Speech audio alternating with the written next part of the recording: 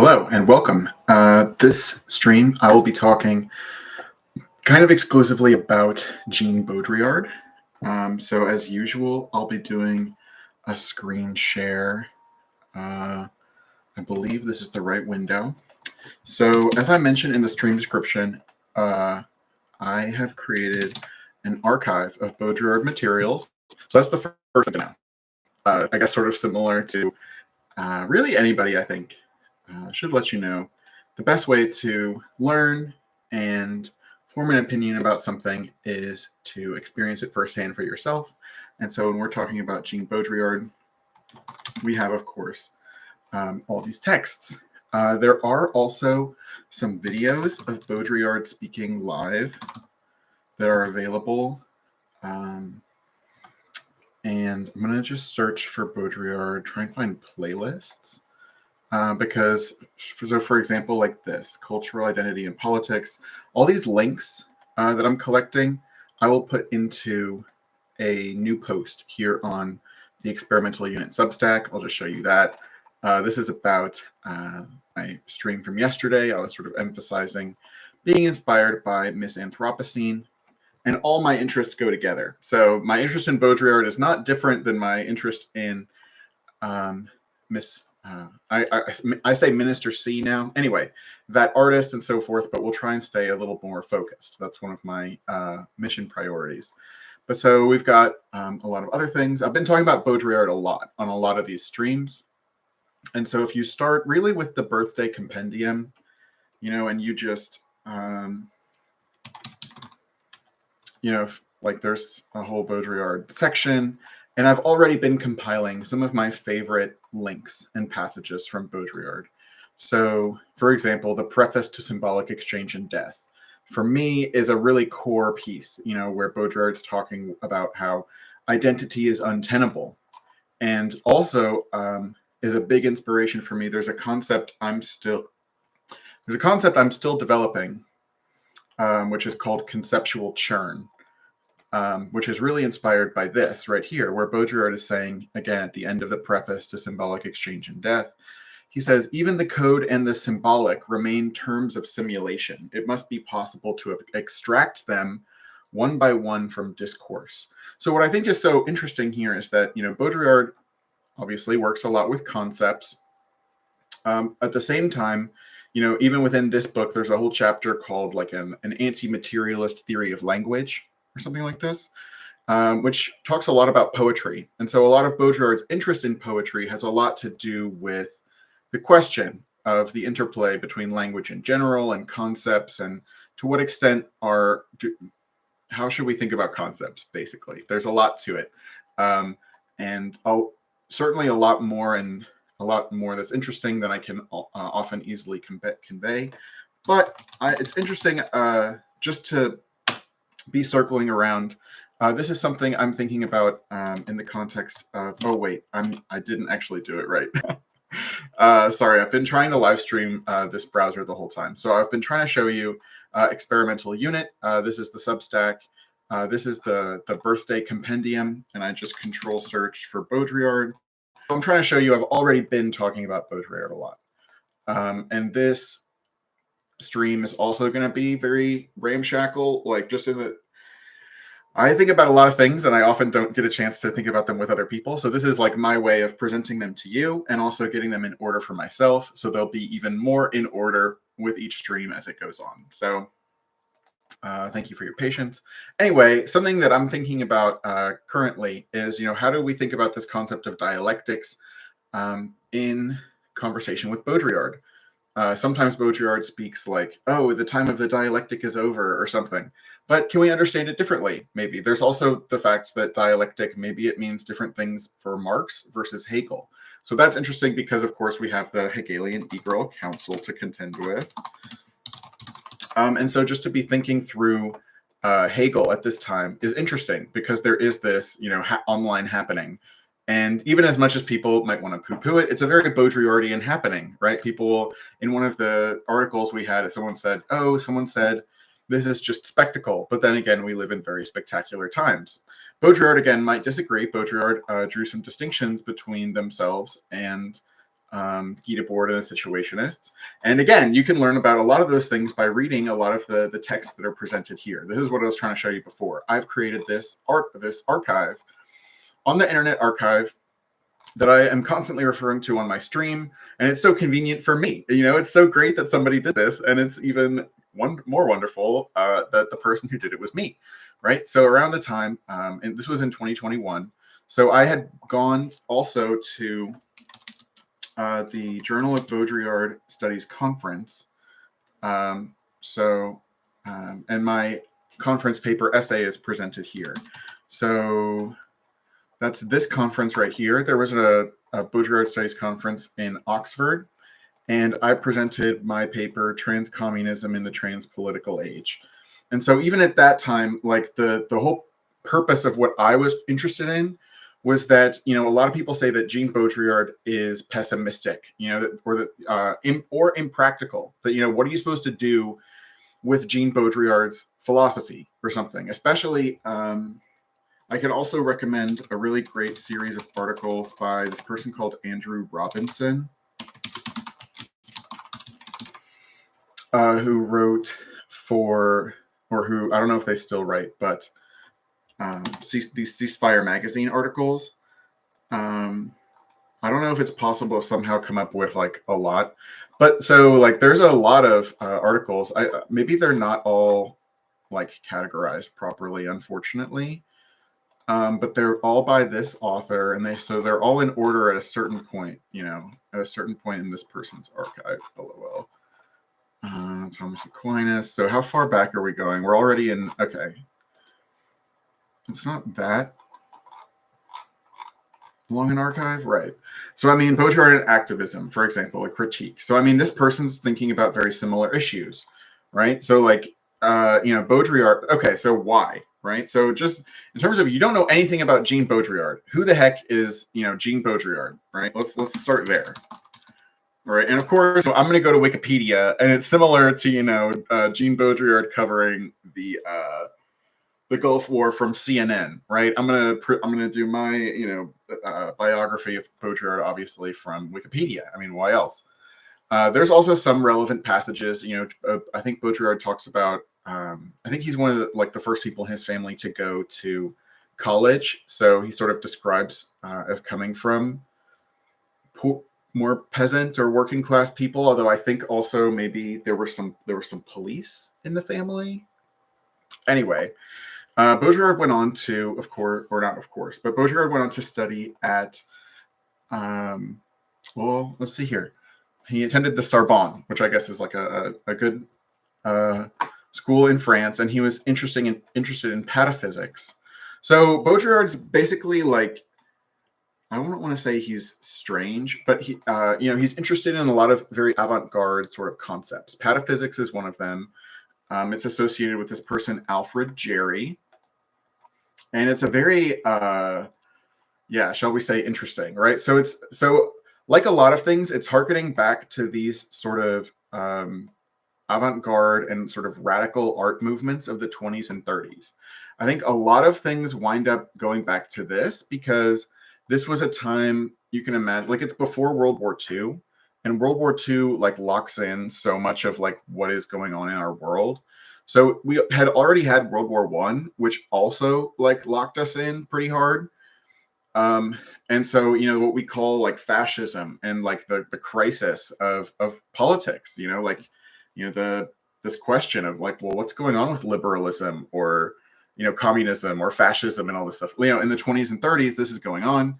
And you have this, these art movements, but they're also associated, right, with fascism as well as communism or whatever, like futurism, for example. I think the Futurist Manifesto, if you look at this, is associated with very strongly with Italian fascism, maybe even like just is part of the movement. Anyway, I'm just showing you things.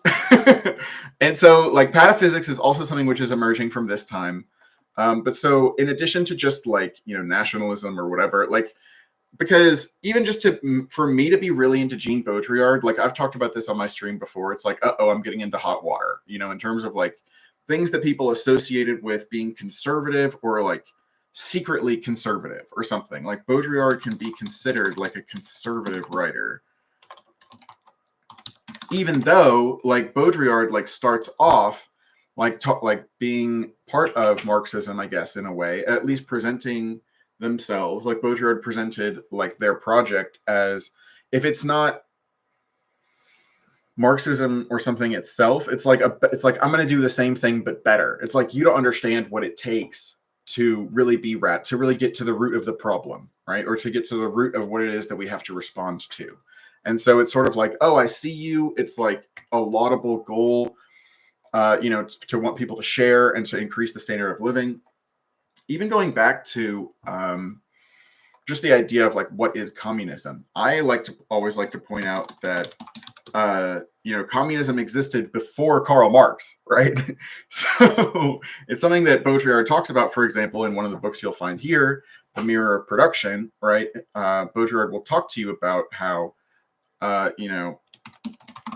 Marxism became, is this not how they do it? Okay. Became so like tied up with the workers' movement. I'm thinking about it like that hand gesture from Seinfeld one time.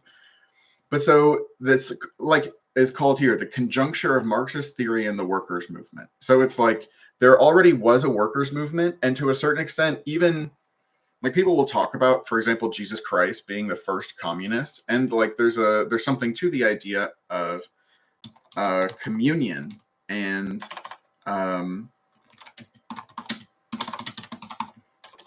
communism. And so the idea of, this is the word I'm trying to look for, koinonia, right? So it's like an idea of fellowship, but it also has a lot to do with like using things in common. And so that's, this pantasocracy is something that Coleridge came up with. I'm actually a bigger fan of Percy Shelley personally, and because of the defensive poetry, but that's another topic. This is just showing you, but then of course, here we are, we're talking about romantic poetry. There's a whole thing with like romanticism and fascism as well, right? And so like I know about this, and this is on my mind because, like, for example, if I've tried to bring these sorts of things up with, like C. Derek Varn. I actually was on this person's show, but they also have shows about Baudrillard, which like their basic stance on Baudrillard is that Baudrillard just like ignores the fact that the symbolic economy, or like the abstract world of signs or something, that it relies on so-called material production, right? So for example, that Bitcoin or whatever, it takes a lot of energy, right? Or artificial intelligence, right? These things take a lot of energy, which has to come from somewhere. And my overall gloss is, I think that's a simplistic reading of Baudrillard. Yeah, I don't think that's what Baudrillard's saying. I don't think Baudrillard is claiming that, what to say, like these sort of hard material inputs are no longer necessary. But I think Baudrillard would definitely contest this like distinction. I mean, at times Baudrillard talks about like being anti-materialist, right? Like if you again go to, maybe we'll try and remember, we'll try and remember this idea of, the conjunction of the working class and Marxism. But basically like that you could have something, you could have theory of a workers' movement, or a theory of some kind of movement, right? If like because what is communism? Is it just putting an end to like the current state of things? And then it's like, well, what is the current state of things, and what would it mean to put an end to it? That then there's just a lot that we're taking for granted when we feel like we already know the answers to these questions. But there was something I wanted to reference before that I already forgot about. This will happen to me a lot, so apologies. But basically, what I'm trying to talk about is in terms of like the spirit of communion. Like if in the like, what is the proletariat going to do? Right, it's going to abolish class, and then people will be able to just basically have fellowship. I think that the more emotional underside of this, or the artistic and the poetic substructure or something, needs to be talked about more. So that's sort of what a lot of what my essay Transcommunism is about. If I can find it for you again, right? Like what I'm writing about in Transpolitics. First of all, he speaks of the world as non-separated. This is like the citations aren't done properly, so sorry. I'll get to that eventually. But, you know, this is a quote from, you know, the mirror production. Can I find it?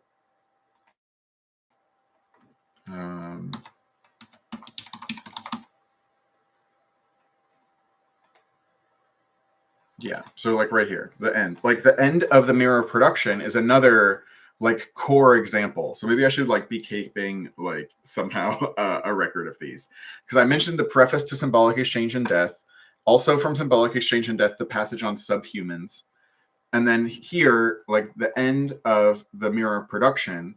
What is basically happening is that Baudrillard is contesting this idea that we have to think of ourselves as alienated.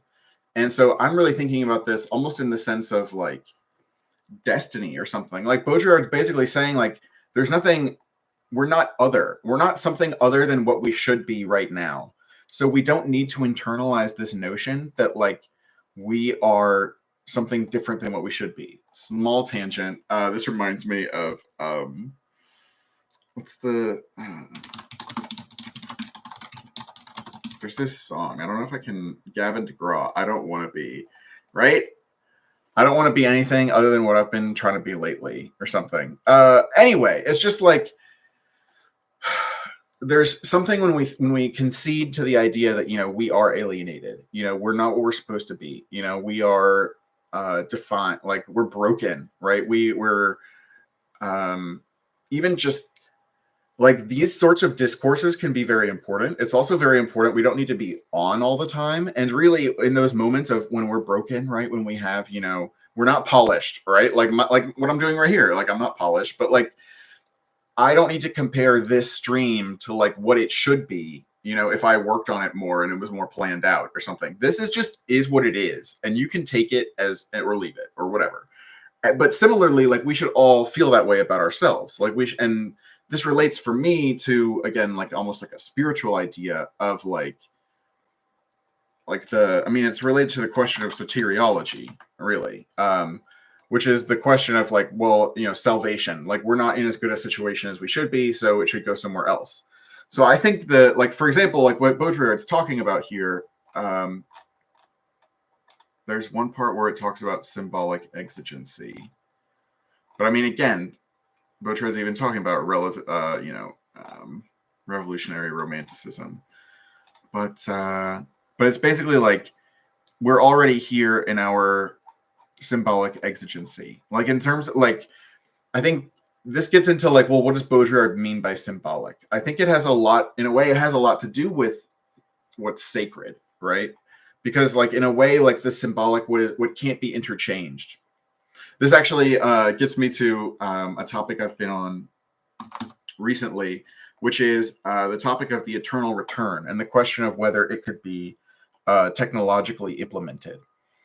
And so what's really interesting about that from this point of view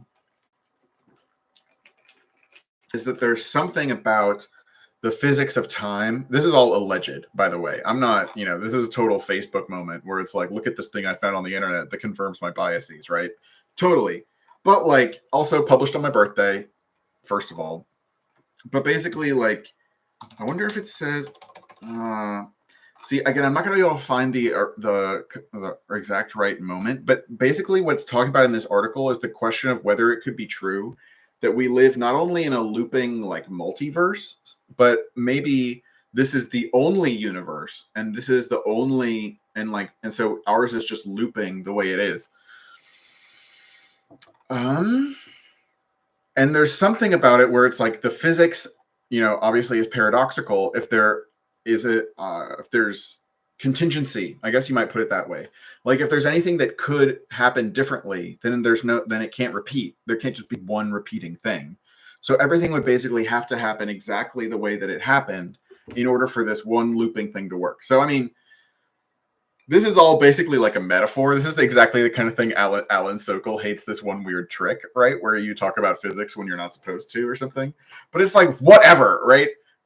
Anyway, the reason why I'm connecting it is like this idea of the symbolic has everything to do with what's not replaceable. There's a really good article about Baudrillard in Pulp Fiction, which is available right here. There's something about, will it be? exchangeability, right? Things about inexchangeability. So if you've seen the movie Pulp Fiction, there's like a bunch of stuff that happens in the movie. Again, QT is also for Quentin Tarantino. And what am I trying to say here? I think about like my stream overall, like if you will tell, it is a Baudrillardian reality show a la Pulp Fiction. Because I'm just saying, what do I need a script and like $7 million for to make, or 14 or whatever Pulp Fiction costs, when I can just do all your reference, I can just tie all the references together, and this is crazy value we're getting. Anyway, this idea of the perfect crime, the whole thing in Pulp Fiction. So like basically the author's point is that there are certain like in Pulp Fiction, things are just flying around, all the pop culture references, and we're talking about the Bible, and we're talking about God, and we're talking about all this stuff, and we're talking about samurai swords, and we're talking about Royale with cheese, and we're talking about an invention called television on which they show shows, right? And which etiquette about cars and whatever, there's all kinds of stuff going on in Pulp Fiction, right? And that's so like Tarantino's pop culture slurry. So this author is basically pointing out that there are some objects within Pulp Fiction that are not so easily exchanged. Like it's like there's the part where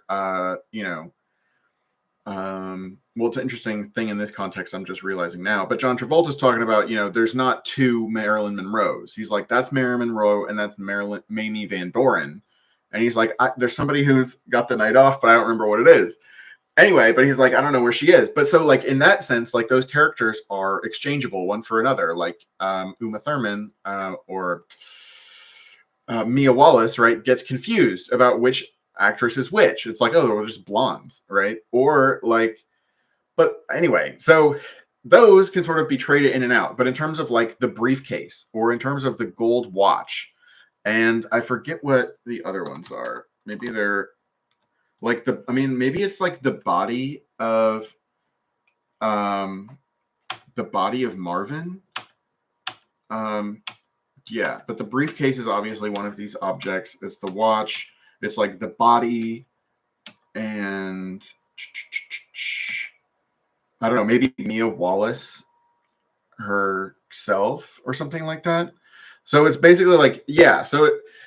Anyway, the point is, this has a lot to do with what Baudrillard thinks about the symbolic, is that it has to do with the way in which things are not commodities. Like there is no general equivalence. Like things are not equivalent to one another.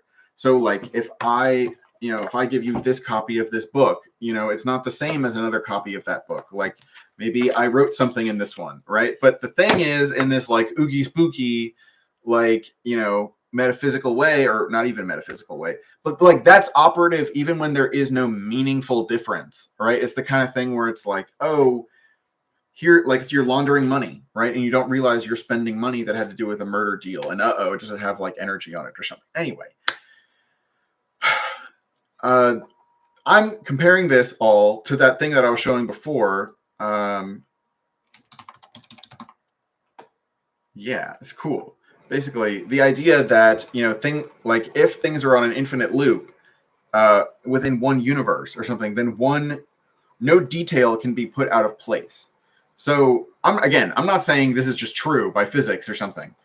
All I'm saying is I'm tying it together with the idea of, like, in terms of causal history, like, things would not be what they are unless everything happened exactly the way it should be.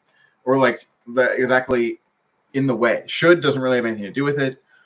But I'm trying to get at, what, and I'm not answering this in this video, but it's basically the question of, how does Baudrillard relate to, a whole family?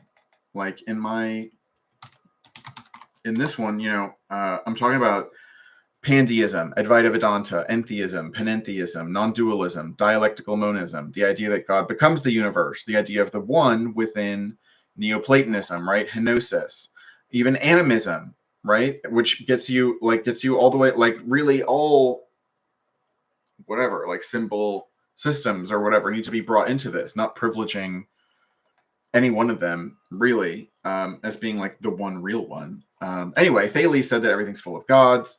Baudrillard talks about Gnosticism, of course. Then there's Zoroastrianism, Meister Eckhart. There's a lot going on, right? This is like getting into things like the occult and, but this is the sort of philosophical neighborhood where I sort of put this is sort of ironic. Anyway, I also wanted to mention like nominalism, syncretism, skepticism is around here somewhere. Yeah, like I mean, in my opinion, skepticism is just very powerful. And so, the association of Baudrillard with Pyrrhonism, like there's another good thing from the International Journal on that. It's something about Baudrillard's pyromania, the Gnostic Baudrillard, a philosophy of terrorism seeking pure appearance, right? Like there's already been people talking about, the connection between Baudrillard and Pyrrho, right? And a lot of this stuff is basically like there's some edginess to it, in terms of like Baudrillard's doing terrorism. Like, what does that mean? Like, now I'm just again sort of riffing, but you should just expect that. There's this term called ontological terror, which comes up in Afro-pessimism. And it's also related for me to this term called metaphysical horror, which is a book by can't pronounce this person's name, but Leszek Kolakowski or something like this. Kolakowska. Oh, Kolakowski. I'm not sure. Anyway, I might have put this up on archive.org. I need to figure out the links for that. So sorry, I can't just like link you to these texts, but I'm just saying that when I'm thinking about Baudrillard and I'm thinking about terrorism, I'm not fundamentally thinking about hurting people or something. This also relates very directly to, the whole idea of transcommunism, like in terms of what I'm writing about over here. Do I have symbolic death? Yeah, I have a whole chapter here on symbolic death. So, like, what I'm saying is that Baudrillard's, it's funny in terms of radical philosophy and, like, things get super scary. It's almost like being in, like, a haunted house. Like, the idea of conceptual uncertainty and, just what Baudrillard calls in Carnival and Cannibal, just the, everything that has escaped us since the beginning, so like our ability to we have to continually be on our toes because, everything is being, rewritten all the time. Sort of like Ben Zweibelsen talks about, right? When he's talking about a maze, which is reconfiguring itself while you're going through it.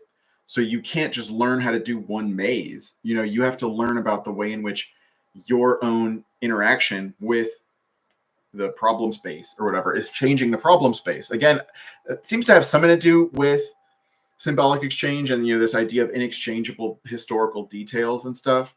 But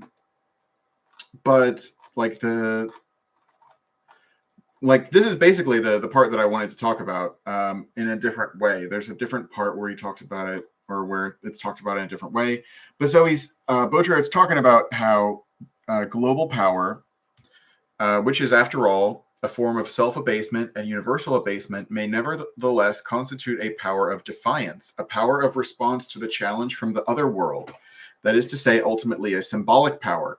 So, and then Baudrillard saying this means a drastic revision. So this is another, this in particular, this isn't exactly what I wanted to show, but in terms of classic Baudrillard things, we have this, which is the end of Carnival and Cannibal proper. From symbolic exchange and death, we had the whole preface. There's another part of the preface, but also the end, right, for conceptual churn. And then here we also had, we had the end of Mirror of Production, right, for this idea of symbolic exigency and against this idea of alienation, that we're not what we should be.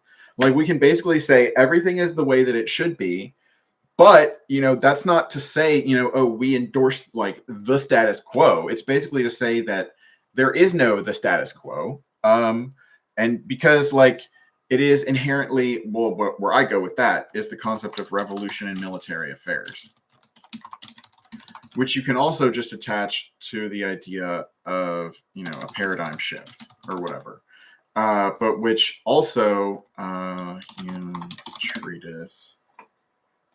I wonder if this will just come up. Yeah, like right here, like David Hume on the constant revolution of our ideas, right? I believe it will not be very necessary to prove that these qualities produce an association among ideas, and upon the appearance of one idea naturally introduce another. It is plain that in the course of our thinking, in the constant revolution of our ideas, our imagination runs easily from one idea to any other that resembles it, and this quality alone is to the fancy a sufficient bond and association. So also when you're thinking about constant revolution, obviously we're thinking about Trotsky with the permanent revolution, right? I mean, we're not. I'm sick and tired of your ism schism, right? So it's not. I don't want to talk. I don't want to talk about Trotskyism. We're just going concept by concept. But I will say, while we're on that topic, I think, like, basically the term revolution is problematic, especially like in terms of Baudrillard. Going back again to Andrew Robinson, this idea of, is there a revolution or is it implosion, right? So, I mean, again, I can recommend this Catastrophe and Terrorism, and then you keep going. Oh, maybe they're not completely in order. Wait, where are the other Baudrillard ones, sir? Did they get interrupted? But so there's also ones like on Agamben. Like I've been talking about Agamben a lot recently. Well, so maybe I don't know. I think there should be more of these. Anyway, there was one like on. Oh dang! But like implosion, right? Didn't I even have that one up? A to Z of theory. Oh dear. Well, I mean, hyperreality and implosion, right? So I mean, does revolution come up? So yeah, I mean, so this is basically expressing this idea. There's instability as implosion. The system is collapsing from within. The system's no longer expand. I mean, in terms of like, what do you mean by the system? What do you mean by expanding? Like, there's like so much in terms of like a lot of commentary. Basically, you need to take it on a sentence by sentence or like line by line basis. So again, like I'm not a Baudrillard scholar. There's a lot of other people out there who have read a lot more than me. That's not like my function here in terms of like telling you like what all the people in the book said and like how we know what we know because we know what everybody said in the book, right? That's not like what's interesting to me. I'm certainly interested in talking to people and also reading more, but like I think what's most interesting is not to like try and parse like, well, what's right, or like, oh, this person said things I disagree with, so I need to throw out everything else. What's most important is to find the nuggets, right? And to find the veins and like open them up, right? Anyway, so this basically Baudrillard problematizes or like puts into question the idea of revolution. Like, is revolution what we are trying to do, right? As people doing the left, like it's not even like with me, like I'm not addressing this to the left, right? Like whatever that means. Like the question is not just how to complete the project of Marxism or whatever. It's basically the question is it's not even completing the projects. It's showing how like all of our projects like actually like need to go together. Like it's not actually that in order to do my project I need to wreck your project. That's actually not how it works. But so that's what we're trying to show. Basically, the free whatever of each, the flourishing of each is the condition for the flourishing of all.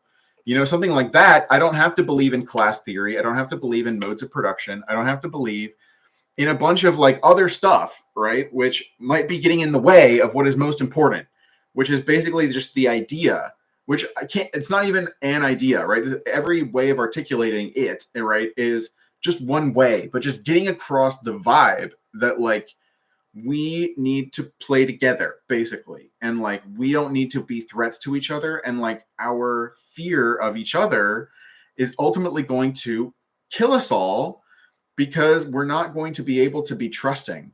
And so if we can't be trusting, then we're not trustworthy, and if we're not trustworthy, then these sorts of threats and anyway. So I am still, in terms of like why, for example, I'm talking about trans communism or something in my paper, right? It's sort of like, I even mentioned this. Like I say, communism is like the best place to start, the most sensible political theory. That's what I say, right? It grasps the need for humanity. Here, back in the day, I was using the word humanity, unfortunately. and this sentence doesn't make any sense. The need for humanity to take the task of remaking itself and the world to heart and embrace technical progress while raising the floor of everyday life. So basically, like the kind of thing that people will say, where they say, everybody should have what they need. And so we, of course, don't say that or whatever. Some people following Baudrillard, because Baudrillard has a whole thing in one of their books called like the ideology of needs, right? Or like basically putting into question the idea that, people just have needs, and that, we can use that as like an easy basis of describing like what justice means. Everybody has their needs. It again gets back to like, symbolic exchange in a way, because it has to do with, well, what does life mean to me? If I'm going on a battlefield, maybe I don't need water. Maybe I do up to a certain point, but at a certain point, it's like, I'm going to make it or I'm not. And I don't, and like water's slowing me down. And like, so in the sense of like so many questions about need, they presume things in terms of like what we all want. Right. And this want is, anyway, it's another want and desire and all that stuff. Another reason I like Baudrillard actually is that Baudrillard problematizes this idea of desire. It's not just about like we need to get what we want. Liberation doesn't just mean like there's things that we want, but there's something in the way. Like symbolic exchange has everything to do with interactions where we're changing in the course of the interaction. So you can't really just talk about this idea of what we want as though that's not changing. Which, again, sounds to me a lot like what people are talking about with this idea of dialectics, even though Baudrillard will sometimes say, poo-poo the dialectic. I understand, basically, that a lot of what's going on with this intellectualism stuff is that people are doing, it's like oligopic competition, right? This is like one of the things I learned about in my undergraduate degree. But basically, like, is there something here?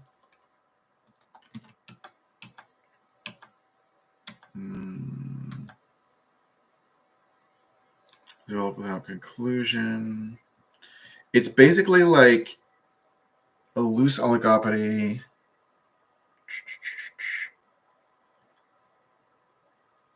I don't know if I can find the thing right here, but it's basically saying like if you have a lot of things that are basically telling you the same thing, they will distinguish themselves from each other by doing like branding, right? So like Taco Bell looks different. They choose different colors than Wendy's or whatever. Like McDonald's, Wendy's, Jack in the Box, where, right? Like they'll all choose different images even to distinguish the product. So I think that happens with intellectuals, where it's like, if you're Jean Baudrillard, it's like people buying your books, maybe you want to give across the idea that, of course, you're better than Deleuze, and of course, everybody is like, everybody but you is wrong, right, about different stuff. So I definitely, I think it's really important not to get focused on what I think is this sideshow of like, well, who's the best? I focus on telling you what I think is cool about Baudrillard, just because I think it's cool. Like, I think this is important stuff to think about. But also because I feel like Baudrillard can be underappreciated. And also when Baudrillard does get brought up, I feel like oftentimes people are talking about the same things over and over and over again. It's like people want to make sure they understand, like the orders of simulacra and simulation and all this stuff. And it's like, I think you can, I'm interested in those concepts myself. In particular, like if I'm just talking about more big Baudrillard citations for me, there's actually a couple from The Conspiracy of Art, which is a compilation that came out in 2005.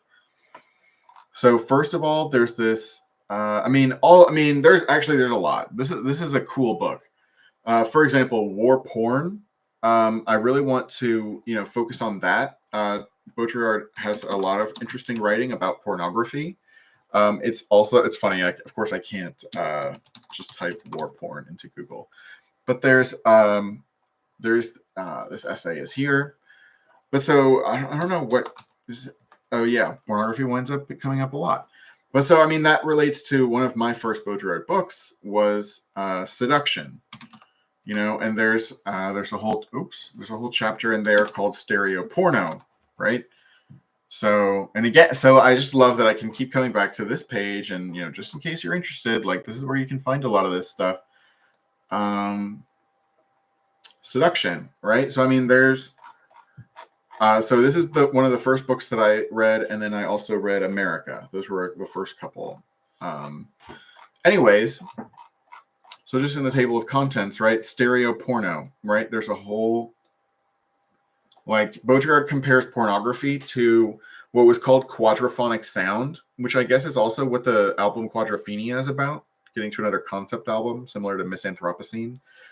But anyway, like, the idea that you would hear music in, like, beyond reality fidelity, that you would, like, do things with sound so that when you're hearing it on a certain speaker arrangement or within headphones in a way that you could never hear sound in reality. This is the type of shit Baudrillard gets off on, right? Because it's like, it's more real than real, right? So, like, Baudrillard basically has a point where it's basically that pornography is about reality. I don't know if I can figure this out. So again, it's like adding dimensions, pornography. There's no need to search for the fantasies that haunt pornography, for they are barred by an excess of reality. Pornography is only an allegory, that is to say, a forcing of signs, a Baroque enterprise of over-signification, touching on the grotesque. Yeah, pornographic voyeurism is not a sexual voyeurism, but a voyeurism of representation and its perdition. Obscenity is not pornography, is in its artificial synthesis, its ceremony, but not in its celebration. Pornography is the quadraphonics of sex, right? It's adding third and fourth tracks to the sexual act. So let's see. A sublime pornography. Anyway, you can see there's. I think this is really great. Because, like, this is an example of the philosophy of pornography, and a lot of, I mean, there's an extensive literature on that. I don't want to make it seem like Baudrillard's the last word on pornography or something. There's a lot of really great work on that topic, but that's another aspect of Baudrillard that I enjoy. You know, that Baudrillard will go to these extreme phenomena and we'll talk about them. I think that if Baudrillard had lived longer, and maybe there's something, Baudrillard will write about things like delinquency. But, you know, this thing like Nikiko Mori, right? Or bed rotting or something like that. You know, like Baudrillard, you know, I think Baudrillard, I mean, it's funny. Baudrillard, you know, wrote about obesity, for example, and just like, but not in like this judgmental way, not necessarily in a nice way either. Like Baudrillard's not necessarily here to like console you and like tell you it's all going to be okay. But Baudrillard would really like stick their nose right into a lot of different things and come up with a lot of really interesting hot takes. So one of the ways that I frame it is that it's not necessarily that Baudrillard is a greater philosopher than, say, Hegel, right? I would actually be really interested in putting Baudrillard into conversation with Hegel, especially because, you know, again, there's like an ongoing thing called the Hegelian e-girls, which I think is in a way a very Baudrillardian thing, right? I mean, in a way, there is an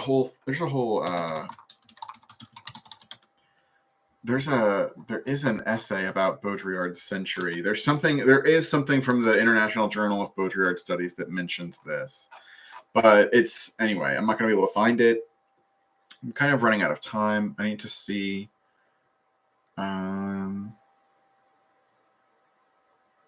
Okay, I actually have more time than I thought. So let's see here. I just need to make sure this is going. Feel free to skip ahead. Sorry about this. If you're able to, of course. So if that's the case, then I have about that much time. Okay, we're back. So yeah, this like philosophy of pornography. Pornography is another sort of like extreme phenomenon. I think it's pornography in particular, I think is a very interesting case because it's the kind of thing where you'll see like it has to do with like people like the idea that people will engage in pornography with things that they enjoy, but that they don't put in public, right? So this idea of like a public self and a private self. And like my philosophical position, right, is that there's, you can't really make that distinction. Like, we try to compartmentalize, we try to like keep things separated. Got to keep it separated, right? But ultimately, like, it's pretend. It is a lie, right? As they say in The Matrix Reloaded. So like I apply that for in terms of how my own grappling with, you know, Marxism or whatever, like you know, I'll think that, you know, I mean, there's a lot of literature about this. I mean, you know, there's no like a public private distinction. I don't know you know, what is the established there's probably a lot of positions, but this idea of, you know, what is in public and what is in private. And so that has a lot to do, of course, with the idea of private property and the means of production. And so how can there be private? What does it mean for there to be private property if we don't allow for a public-private distinction? Then what are we talking about when it comes to capitalism? And then so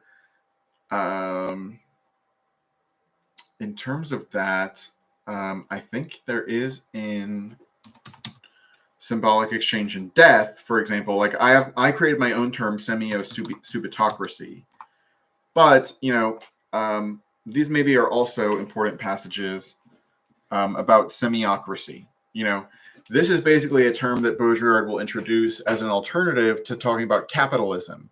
And I think that that is very powerful because constantly people are talking about, you know, capitalism this and capitalism that. And, well, you know, of course, this is what happens when capitalism, you know, and it's like a litmus test, or it's like, this is the basic thing of like, are you showing that you're on the proper side? You know, it's like, yes, of course, you know, we, you know, don't want to vote for the Democrats or whatever, but, well, what are you going to do under capitalism, right? This is what capitalism, and then it's related. I think I was talking before about, maybe not on stream, but there's something called Acid Communism by Mark Fisher.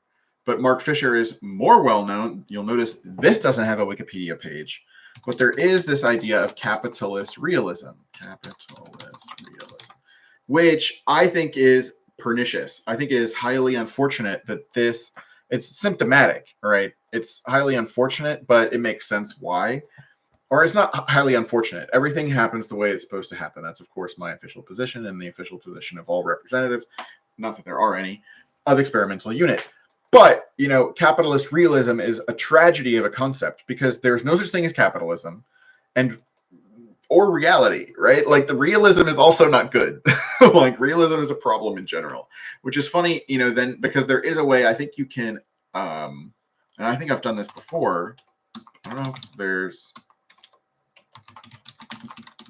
But I have advocated for a sort of Baudrillardian defensive realism before, like, which is funny. But like, this is just going off of riffing off. I wouldn't call it realism if I was just saying it.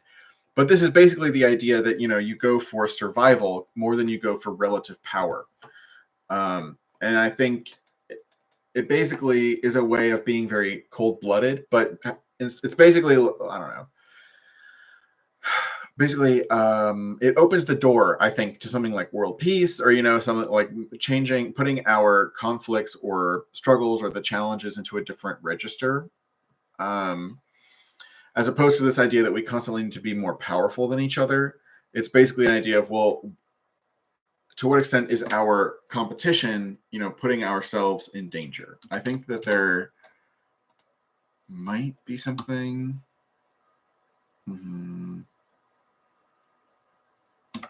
Talk about the edge here.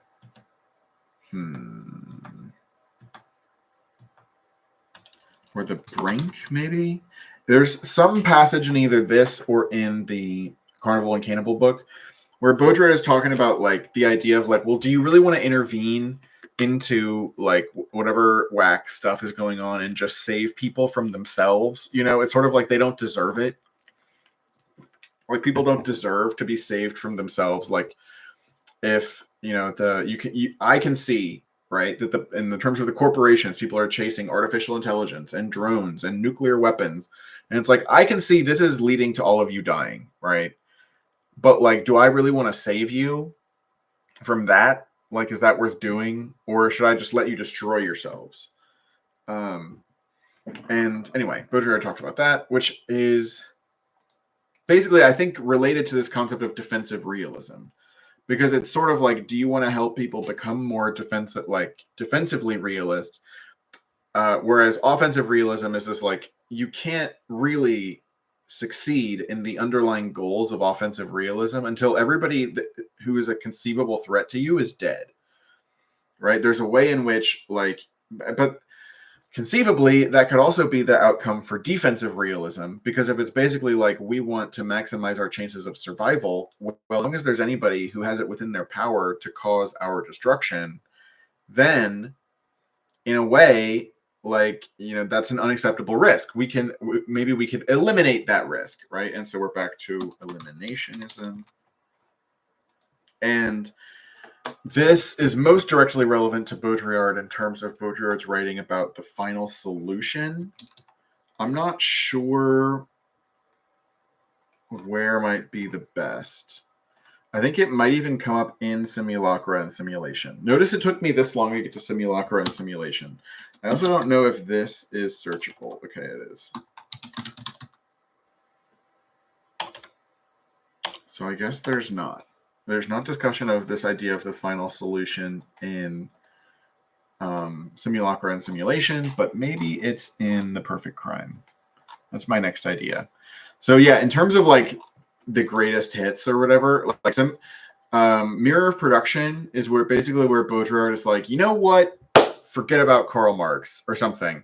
And like really, so these 3 books, System of Objects, Consumer Society, Critique of a Political Economy, The Sign, like you could try and like squeeze these into Marxism, and that would obviously go really well with the Society of the Spectacle, because the Society of the Spectacle is also more of a neo-Marxist rather than a post-Marxist book. But it's also similarly about how Marxism needs to deal with media theory. And I see a lot of this as basically in conversation with the idea of, basically Marxism is like, we're trying to be nice to everybody. And we're trying to do a lot with like the science of social studies or something to show how like this extractive way of doing things or something, it can't keep going or something. But, there's something missing when it comes to translating between this world of like mechanisms and, processes and stuff to the world of, the mind and, political ideologies, and how should we try to communicate? How should we conceptualize these things? So Baudrillard, anyway, offered a lot of these things. Some of what I've been talking about comes from these first 3 books even. So this one is not searchable, so it's harder to use. But, I was talking about the ideological genesis of needs, right? Baudrillard does not take for granted this idea that, we are just people who need things. So, like this idea of communism, which means like, from each according to their ability to each according to their need, we can't say that until we answer, well, what is it that people need? And then, people then, there's a whole thing. Das Kapital. I wonder if it'll just come up on, yeah, it'll come up here. So, in Marx's Capital, people will bring this up, quote it at me from time to time. I think it's usually translated as fancy, right? Yeah. So a commodity is in the first place an object outside us, a thing that by its properties satisfied human wants of some sort of another. Again, wants and needs, it really doesn't get you out of... Needs is in a way worse because it's this idea of necessity. It's this idea that you have to have something, but a lot of the things that are called needs are not necessary. In terms, like if your needs can go unfulfilled and you survive, then in a way it's not a need, right? And it's a question of how long will you survive. But still, like it's in a way political. It's like saying things aren't normal. But it's like, well, if things happen all the time, but you're going to say they're not normal, it's like, to what extent are you just doing wishful thinking, right? In terms of calling something necessary. Anyway, but then you can have wants, right? So wanting, in case you're not aware, right? The definition of want has more than one definition, right? If you find something wanting, right, that means it's lacking, right? So if you want something, that implies that you don't have it. So if it's like, I want freedom, like I could have a philosophy where I say we just are free, right? You can't want freedom in a way because you can't want for freedom according to a certain point of view. But on the other hand, a lot of people would say, of course you can want freedom. There's certain conditions where you would say that. Anyway. So anyway, the thing is, Karl Marx here acknowledges, of course, the idea that, we can have desires or, proclivities or whatever you want to call it that have to do with the stomach. So it could be, I want shoes, right? Got to walk and the floor is messed up, I'm food, right? I'm hungry, right? So that's like a material need, right? So that's one we can all agree on, right? You need to be able to breathe. You need to be able to drink water. You need to be able to eat food, right? But then also there's needs of the fancy, right? So what could that be, right? That's where all of this gets the point of all this, right? The whole point is that this question of what is a want of the fancy, what do we need in terms of our imagination? Like that's basically a political question. And like it's also one that should be on our mind, especially when we're using our fancy, our imagination. So like we can be thinking about what do we need from a political ideology, even aside from it getting results? Like what's it doing for our emotional, like our constitution, right? In terms of our symbolic exchange with the world at large. So basically the formulation of, my sort of Baudrillardian inspired criticism of, Marxists or something like people who are hung up on, Karl Marx and capitalism and all this stuff is that I'm basically saying, like, look at how it's going back to terrorism, right? Let's go to terror management theory. Like, look at how, like, this idea that, like, you have these certain concepts, like class and whatever. Like, we just need to do, like, the problem with everybody, right, of course, is that they don't have a class-based analysis, right? And they're not looking at the material conditions or whatever. Like, this gives you a way of interpreting things. It reduces your cognitive load. Like cognitive load is actually a very big deal. And so like what I'm doing right now is not condemning anybody. There's nothing wrong with anything that's happening, right? It's a recurring theme of the stream or something. But anyway, like we do things to simplify our decision making because if it's not true that the problem is capitalism, and if it's not true that, what we have to do is develop class consciousness, and if it's not true that, like, the conceptual framework for a lot of this is basically figured out, then what are you going to do, right? Then it becomes so much more uncertain. What do you need to learn about? What do you need to be considering? What do you need to be keeping in mind? And in the meantime, how are you dealing with the fact that people are judging you, right? I basically think that in addition to just managing our ontological terror, going back again to, Calvin Warren and metaphysical horror in terms of Kolakowski. I forget where I was going with that. In addition to terror management theory, like our fear of death, we're going after certainty. I forget. Basically, oh, right. I was going to say, like a lot of our motivation to use determinate concepts comes not so much from the fact that we want to, that we really believe that things are so clear that you can really put labels on things. It's not that we really believe what we're saying. The problem is that other people are going to blame us for things, right? Other people are going to tell you that you're not good enough. And what are you going to do about that, right? In order to be resilient, the idea is you need to have like a stable identity, right? You need to have an ego, right? You need to have your own like labels that you apply to yourself so that if somebody tells you that you're worthless, if somebody tells you you're a piece of shit, right? If somebody tells you, right, that this postmodern philosophy ain't going to go anywhere, right? Or James Lindsay, right, thinks that, I'm a Gnostic Satanist or whatever. James Lindsay probably thinks I'm a dangerous person. So what do I have to say for myself, right? I mean, not many people care what James Lindsay would say, but in my life, like I've dealt with this, and like this is, I mean, maybe whatever. I think a lot of people deal with this. Basically, it's not about me, right? But the point is, like, I think a big motivation for why we reach for these categories and why we talk about things like needs or rights, right? Like our political rights, like. We talk about these things, even though, like, what are you talking about in terms of rights, right? Like, I'm not following you here. Like, anyway, I think the reason why we do that is that we get insecure, right? If we just express ourselves directly. Again, if you want to look at, where did I put the mirror production? Hello. basically at the mirror of production, the very, very end. I feel like I've even talked. I feel like I'm getting deja vu here.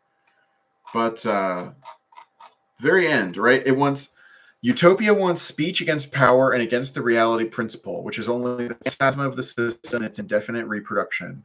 It wants only the spoken word, and it wants to lose itself in it. Right? So basically, like, you know, you just want to fucking let loose and express yourself, right? But so why is that scary? Because it's scary to just express yourself because people will be like, why the fuck would anybody care about you, right? Nobody cares, right? We have this general idea that, like, fuck you, you're not special, so shut the fuck up until you basically prove that you're special, right? Anyway, so, like, that's another aspect of terror. So when it comes to, like, when we're glomming onto labels and we're trying to do identity, even though, as Baudrillard will, you know, tell us, right? Identity is untenable, right? Oops. There it is, right?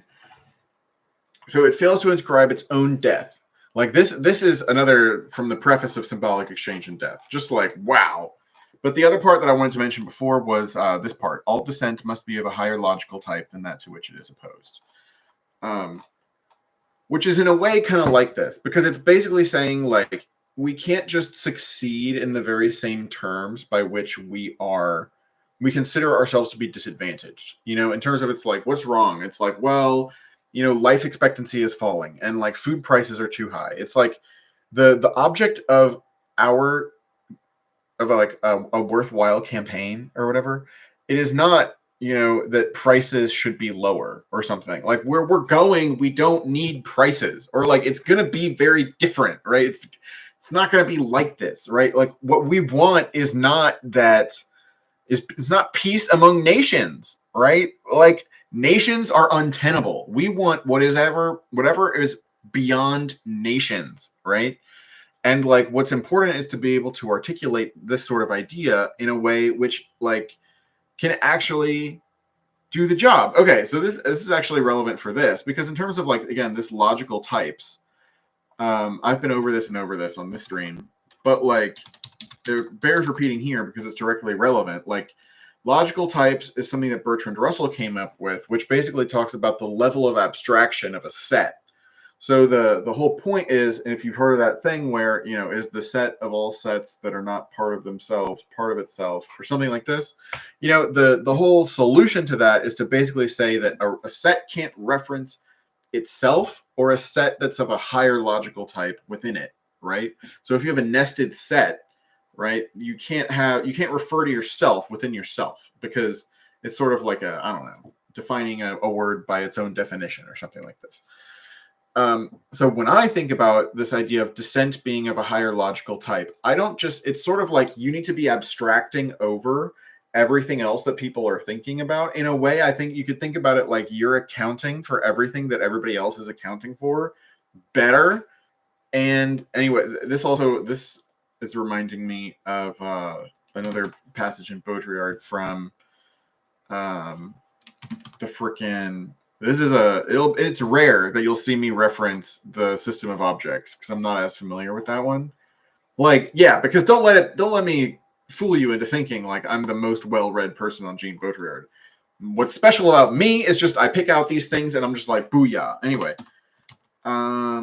yeah, so maybe this one's not searchable. Yeah, but there's a part where Baudrillard's talking about, like, this, like, kind of motor and, like, a part in the motor, and, like, how like, you merge two different parts of it together and it does the job of each of them better than it used to, as well as more efficiently. So it's almost like you're discovering a way, for example, that engines want to be made, because you already had, like, you know, in the course of the design, you came up with a fin and you came up with, you know, a different part. And then just in the course of things, you realize that the most efficient way to do it has to do with combining these things together. And it's almost like, I don't actually believe in natural kinds, right? But it's almost like you found, like, a way that things were supposed to go. And you could also compare this to another passage from I don't think I got to even talking about so much about the conspiracy of art yet. But like the other passage from here that I enjoy comes from, like I mentioned, war porn. I got off on that. And then there's also A Conjuration of Imbeciles. This is where Baudrillard talks about overcoming the distinction between left and right, which I think it is a firm heading for politics. Obviously, that has itself become a very controversial topic.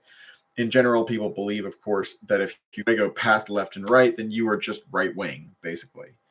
So I think I'm not going to be able to do it for you here. But again, like I think what this is calling for is like a reconceptualization of like what left and right mean. Like, why did these things arise? Like, don't just talk to me about, the Third Estate or whatever, like, or the French Revolution and who sat on what side. Like, why does it come about? Like, it's more something like, there's a technological, outbreak, right? There's a certain form of like group of people, like in a timeline, right, where the like colonization is happening, right, and people experience themselves as being like, oh, we're the masters of history, like the same way that people seem to have like set themselves apart from animals. There's a subgroup of people, so-called, like, that sets themselves apart from the other people, right, and so colonization starts happening anyway.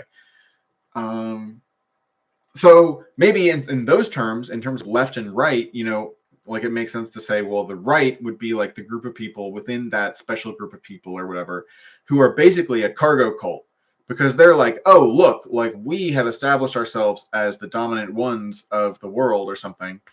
So we should just keep doing what we were doing during that time, because then we'll have the most success. So it's like, oh, look, we did guns and we colonized America, but also like we did Christianity, right? So it must be because we're Christian that we did colonization, so, and why we won history or whatever, right? So your right wing is the one that wants to constantly double down on like, the established brand and all the success we're allegedly having, which is always like very unevenly distributed, right? Like a lot of people are freaking poor and just dying. But, you have all this grandeur where people can say, oh, look, this is the best way to do things. Anyway, then you have, right, the left. The left is basically the people who, are getting sick to their stomach, right? Because this is a meat grinder, right? It's like you're running a factory of horror and sorrow.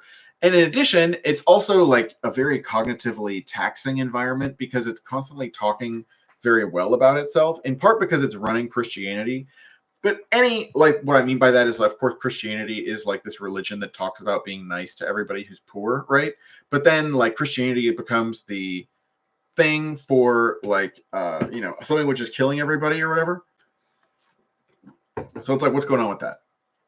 But the point is, in terms of the left, where does the left come from? Is, you have been having this idea of like, be nice to everybody and blah, blah, blah. Like that's been percolating around for thousands of years as well. So the left is the people who are like, we feel sick to our stomach, we have a bad conscience, but also like in terms of running, you have the special people who do like, this is called Great Divergence, I think.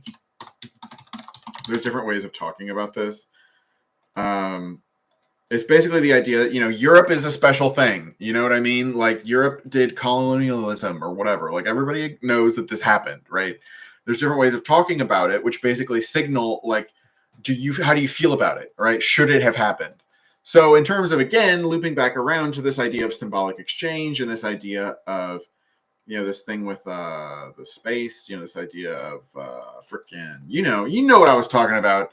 It's this thing with time and Nietzsche, right? So like if anything's out of place, right, then nothing's going to happen the way it was, like, it has to happen this way, right? Okay, but then so why, if it has to happen this way, why do some people get to be the historical winners and some people have to be the historical losers, right? Like this shit becomes unacceptable. And so then you like have like,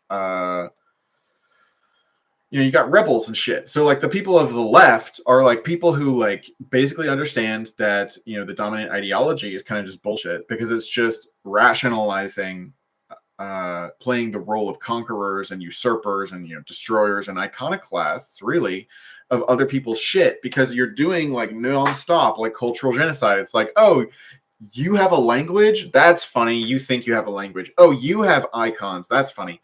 But see, that's also interesting because syncretism is also an anti-colonial, it's a form of resistance. Syncretism, colonialism, resistance. You know, because it's like, oh, the Christian saints, right? It's like, oh, you have a bunch of, we'll map our pantheon onto your saints. And so we will continue to study. Anyway, very interesting stuff. Again, interplay just between like why do like the modus operandi for things. And anyway, I think that religion is understudied. There is a Baudrillard and theology book, which I think I have put on archive.org, but I don't know if I can pull that out at the Momo, you know? But so there is like a Baudrillard and theology, and there's a special issue of the International Journal of Baudrillard Studies, which is about Baudrillard and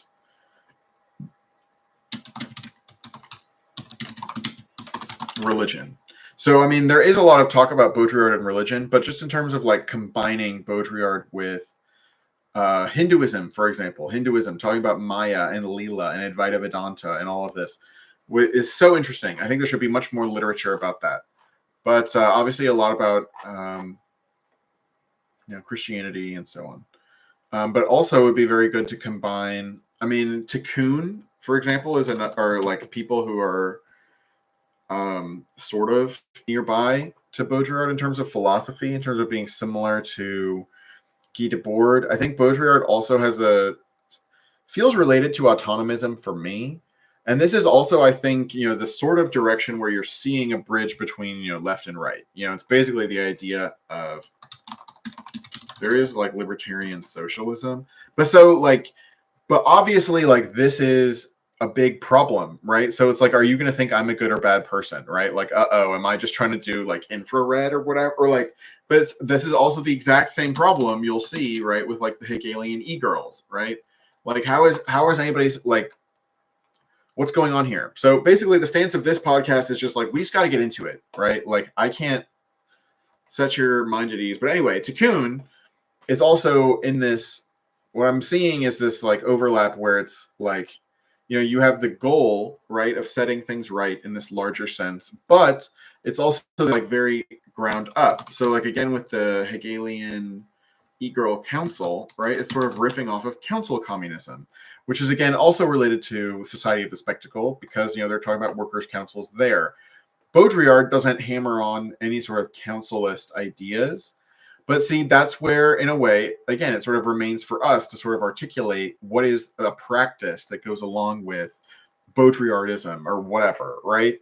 Because, and even as much as Baudrillard doesn't talk much about a practice, Baudrillard is basically like in so many forms, always sort of, I don't know, almost advocating things that would make it seem like you want to create like a new little tribe, right? You want to like get your people together, and you don't just want to share an ideology. You want to make a pact with each other, right? You want to lean into the idea of making like concrete obligations to specific other people. But it also has a lot to do with, under what terms or like, how are you articulating all of this like to yourself? Like, is it what's binding us together? Is it like opposition to capitalism or something? And if not that, then what is it? And really this is a part which is in Agony of Power, I think, where Baudrillard's talking about the decay of the universal. And it's basically the issue that, it's not going to be necessarily, but probably like we might even just say, there's not a lot of these.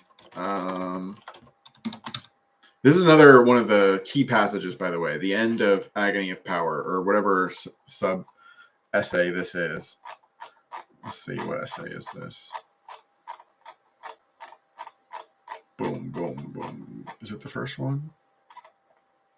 From Domination. It's the end of Domination to Hegemony. Is that what I'm reading?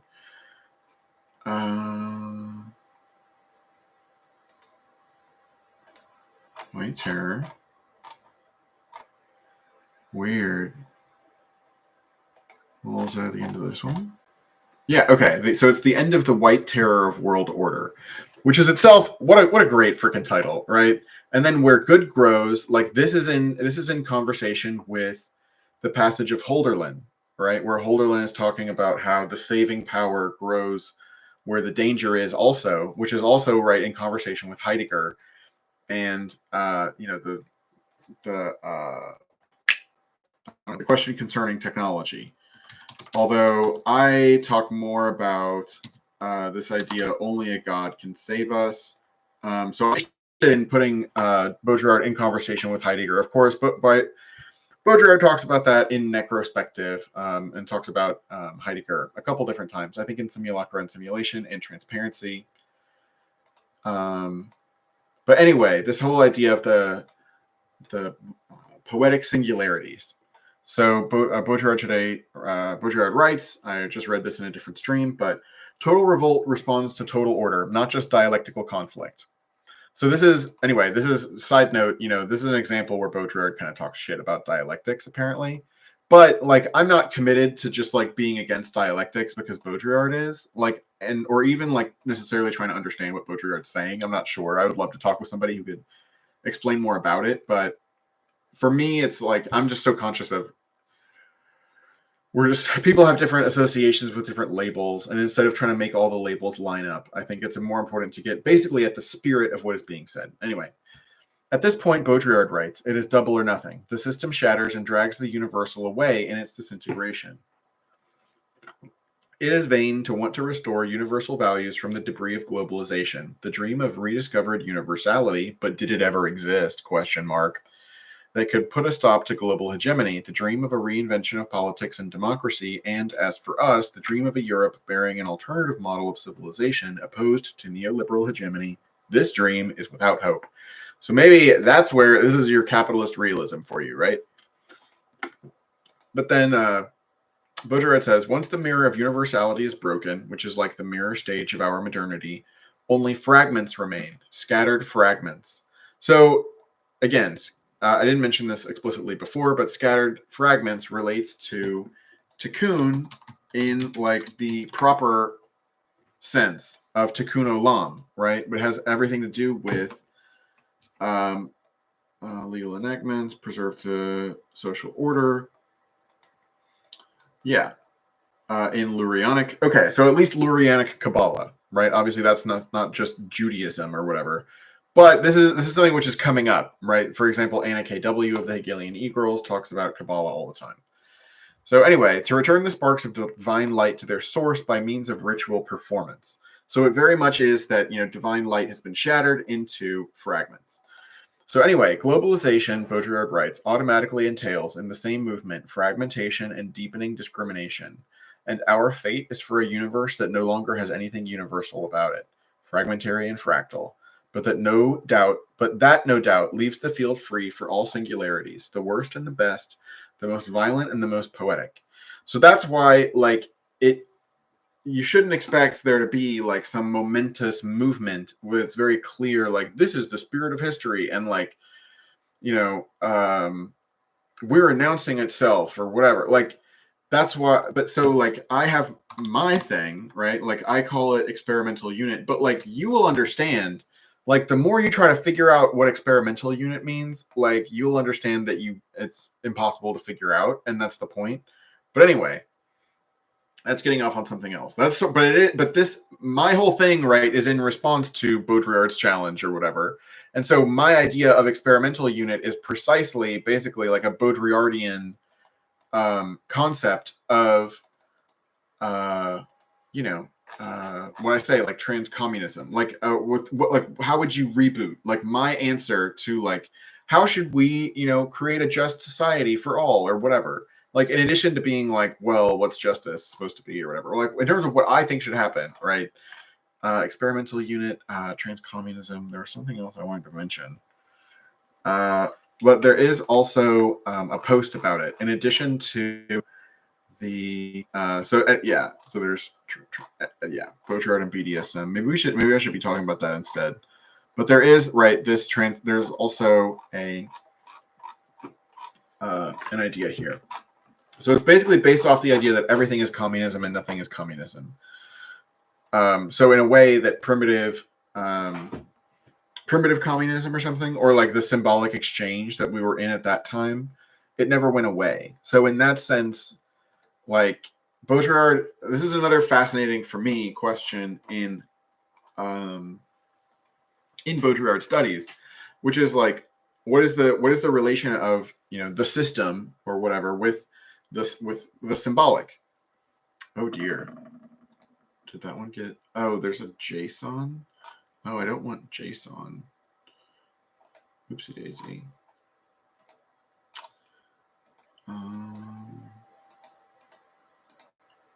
Yeah, but so what? Shoot, what part of this was I wanting to look at? Trans-communism. Oh, everything's communism, nothing's communism. So primitive communism. Oh. I wonder if it's here. A symbolic stake. Yeah, right. There have only ever been symbolic stakes. So I think about this as well. So like in terms of this, like does Baudrillard actually think that the symbolic is sort of abolished or something by basically, you know, what we would call the commodity form? Baudrillard calls it generalized exchangeability or something, universal exchangeability. You know, this idea that things can be interchangeable. That's sort of the opposite of reality, right? That's sort of like Maya, right? But so the question is, do things actually become exchangeable, or is that itself an illusion? So like this whole commodification and, you know, make like trying to reduce the symbolic stakes, right? Does that actually succeed? And that's precisely, you know, what is so fascinating. I guess it was in Carnival and Cannibal. I already opened this, so that's like sad. And I also can't even jump around in this one, but we're just trying to find. This is again, yeah, basically again, the idea that global power is a symbolic power, right? There's actually, I think there is a better thing right here. Maybe it's actually at the end of the next. There's another thing at the end of the next essay. Maybe that's the thing. Because there's another passage where Baudrillard talks about this. I think this is it. Right. Like this is what I'm trying to tell you. Well, I guess I'll try and make it bigger.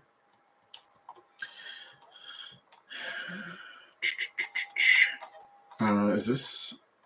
Yeah, this is again one of the key passages for me. This is the end of Carnival, or the end of the second essay in Carnival and Capital.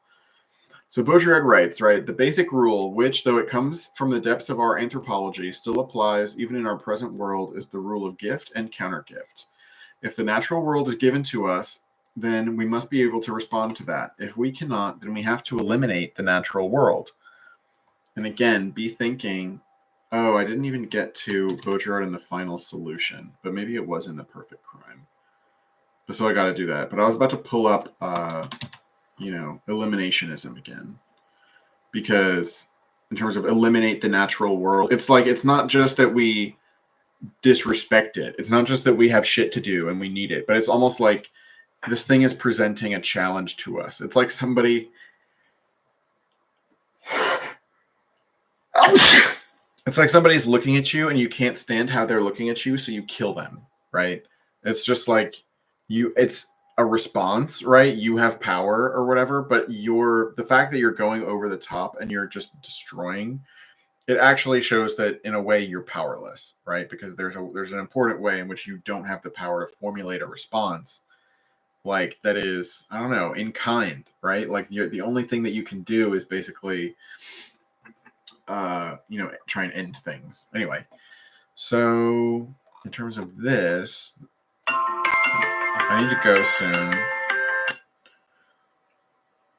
but I think it might be something about it, at least in The Perfect Crime, where Baudrillard's talking about frick. What is it? Well, there is one. There's another key passage for me is right here. It is the world that is sovereign. This then gets really interesting for me in the context of Afro-pessimism, which problematizes this idea of the world.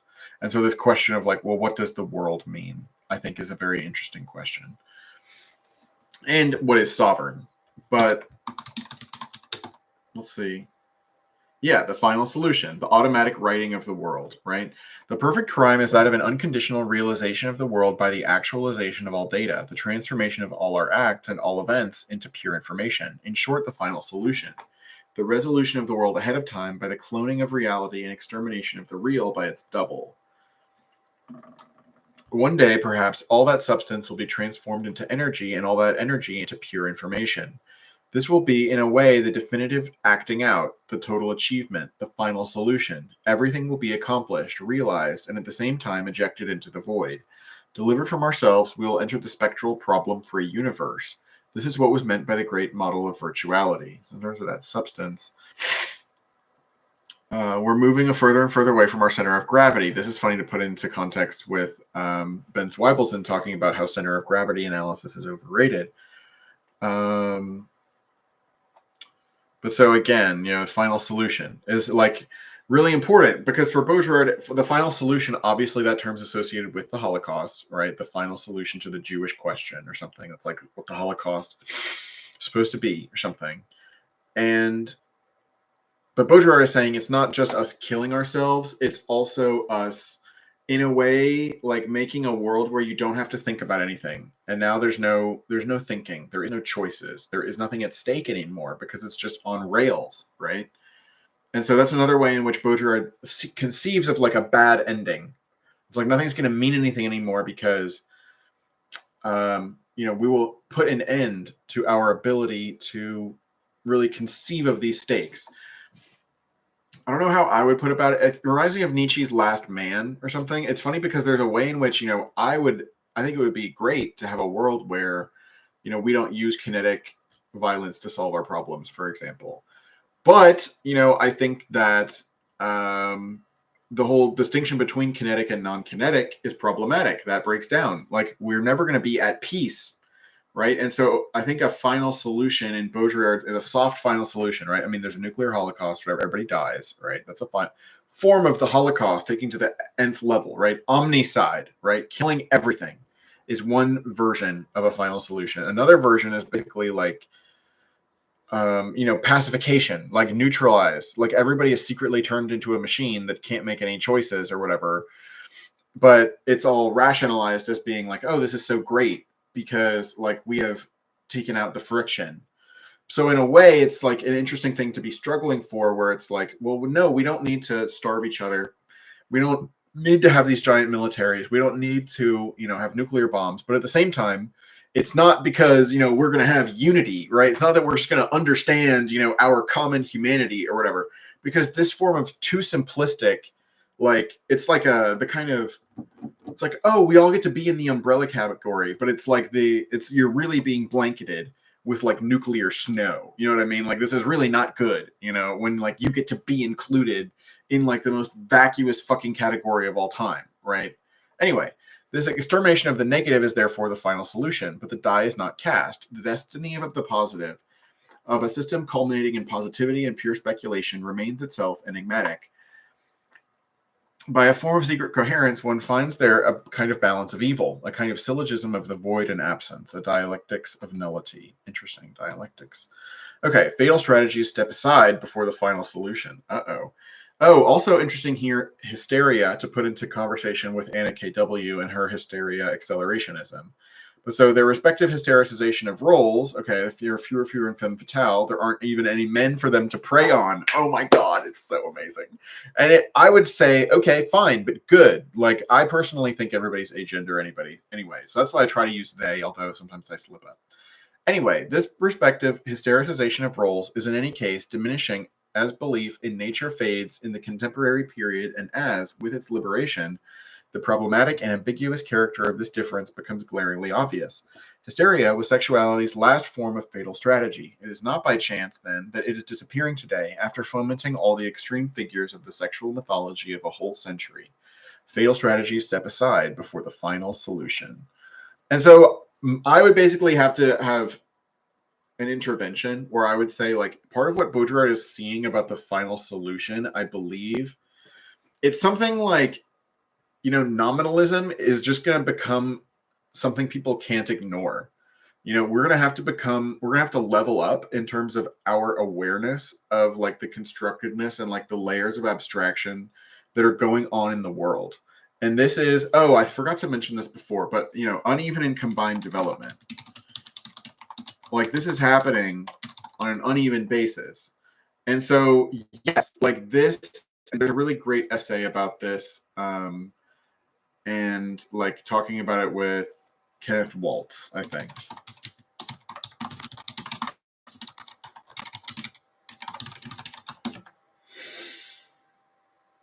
Yeah, I have the link somewhere. I think it's actually on my subreddit, but I'm not going to have time to look for it right now. But this article is really good because it basically talks about the idea of the whole concept of domestic and foreign. There's another one that's like private and public. Like, there is no domestic foreign distinction. That's not a relevant. There's no natural kind, which is domestic foreign, is basically my point. But figuring out what exactly I mean by that, we'll keep going over and over this. But so, yeah, I got to be wrapping this up. So unfortunately, I couldn't get to everything, and I'm sure I brought up a lot of things that I didn't even put away. But, those are some of my favorite things having to do with Jean Baudrillard. I hope that, you will be inspired to check Baudrillard out. And we have a weekly discussion group here on the subreddit here. I run this. It's not, I guess it's not pinned anymore. Oh yeah, here it is. So we have a weekly meetup. So it's from Saturdays from 2 until 4. That's Eastern time. So that's GMT -4 or -5 or something like that. And I'm running out of energy. So I got to go somewhere. So I really got to go. But this is my channel. Welcome.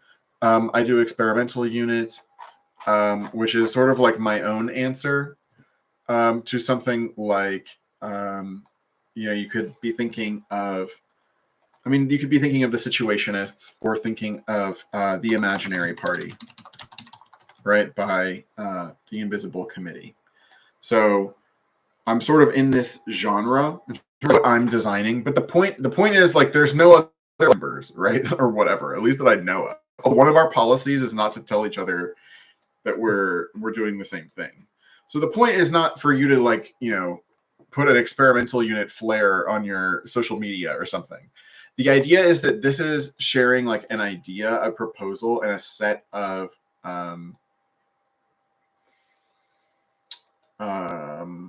concepts of operations. So basically, like, this is like materials toward build your own, again, sort of like modern tribe or whatever. It's like we're all trying to build up our our inner circles or whatever to be able to, I think it's important, like, we need to realize our sovereignty, and you need to realize who meshes with you personally, right? Which means, like, that's a new thing for each of us. I think, like, realizing that we need to, like, be thinking about under what situations, oh dear, under what situations are we not compromising, and under what situations, like, are we going to be able to be trustworthy and trust other people, like, in what are the sorts of situations, what are the roles that we can play that are going to, like, bring pleasure to other people and help, a decentralized movement pop off, and then we need to find other people who want us to do it and figure out what they can do for us, and that means we need to, I'll tell you about one more classic Baudrillard quote. It's the end of the transparency of evil. And, it's literally the end. The other is what allows me not to repeat myself forever. So this just means, like, you need to be looking for, like, it's so awesome how we get to hang out with other people and they, like, introduce us to things, and, there is a sense of movement and interesting things going on in the world. I personally connect this to some high mystical concepts in terms of, like, it's nice to participate in the illusion of incarnation, because you have this, illusion of change, right? So in order to have this, you need to imagine the self to be able to imagine the other, which allows for this then change. Anyway, so I wish for everybody that you will be able to find, people to be in pleasant symbolic exchange with. Obviously, these are difficult times. All of us here at Experimental Unit, we have a meditation. Just extend a limb or just extend your intention and just say the word remember in whatever language, or just think about the concept and just breathe 10 times. And that's a sort of energy transfer. So we got all kinds of woo going on here with Experimental Unit. And so this has been the first episode on Baudrillard. I'll make a playlist for this. And I hope you enjoyed. And I'll be excited to talk with anybody who wants to on this platform about Baudrillard as well. So please let me know if you'd like to be on the show. With that, to end the show. So see you later.